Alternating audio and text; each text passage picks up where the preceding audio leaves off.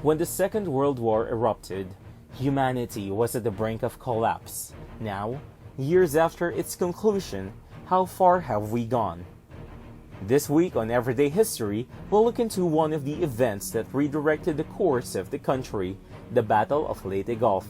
Back in October 1944, the Battle of Leyte Gulf began when the Filipino guerrilla groups provided General Douglas MacArthur and the American forces with key military information, which allowed the U.S. troops to launch an amphibian invasion on Leyte's Gulf. The military partnership believed that the area was infested with Japanese soldiers. In truth, Combined Fleet's chief, Soimoto Yoda, prepared 4 victory plans, the first of which was the Sho-Ichigo Saxon.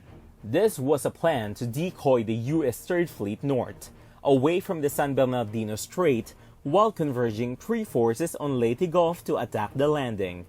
The first attack force was to move from the north across the Sibuyan Sea through the San Bernardino Strait, with the second attack force and sea force moving from the south across the Mindanao Sea through the Surigao Strait.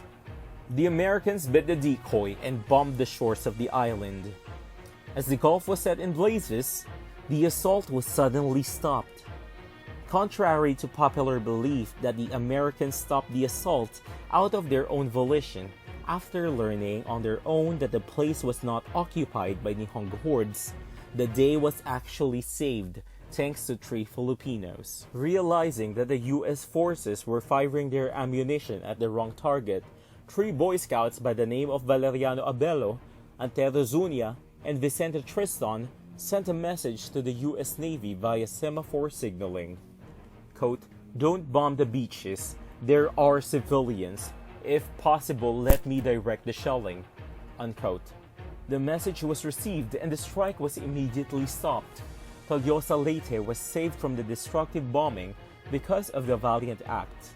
At the same time, this softened the Japanese's position, as the Nihongo soldiers lost 12,000 fighters when the U.S. maneuvered against their 4 plans to victory. Abelo was later conferred with the Philippine Legion of Honor. A monument in Tolyosa Leyte was erected to commemorate his valor, proving that even those without high-ranking positions can be heroes as well. Had the 3 Boy Scouts not taken action to relay this message, Leyte would have been completely wiped out, becoming nothing more than a barren crevice that holds more stories of a horrendous war. It has been 75 years since this fateful event, but its story remains to be part of our everyday history.